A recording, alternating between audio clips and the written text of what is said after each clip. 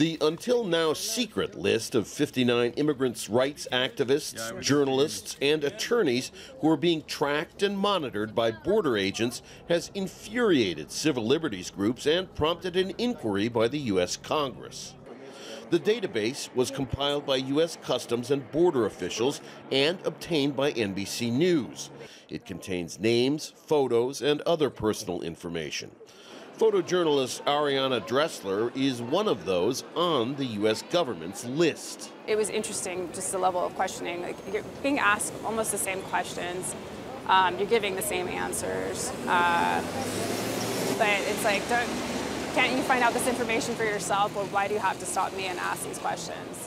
Some of the people listed were subject to heightened scrutiny, such as being stopped for questioning and in some cases refused entry into Mexico at a crossing near San Diego.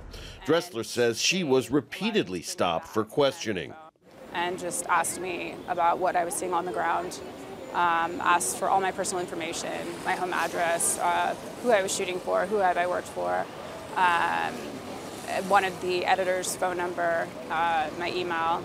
The database was apparently compiled near the end of 2018, as large groups, including many families from Central America, traveled to the U.S. border seeking asylum.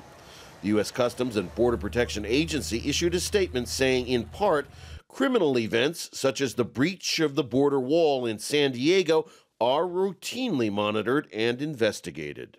As Democratic members of Congress called the database alarming, unacceptable, and an assault on press freedom, the congressional committee that oversees border agencies demanded a copy of the list and an explanation of why individuals were included, as well as any other secret dossiers that may exist.